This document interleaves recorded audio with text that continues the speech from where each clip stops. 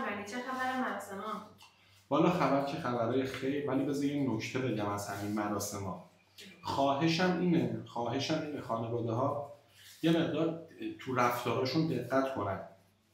مثلا الان با توجه به عرف مهری ها که دیگه یه 70-80 تایی 50-60 تایی هست، وقتی عروسی 14 تا سکه دونه مهریه خودش قبول میکنه، با توجه به اینکه خانواده‌اش خانواده‌ایه که مهریه واقعا براشون مهم بوده، دیگه سر عقد خانواده داماد به عندل استطاعه کردن این 14 تا سکه پافشاری نکنن.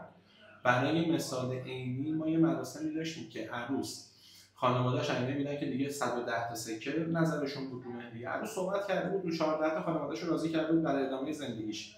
زمان ثبت عقد مادر داماد نمیدونی چی کار میکرد سر عندل استطاعه کردن این سکه.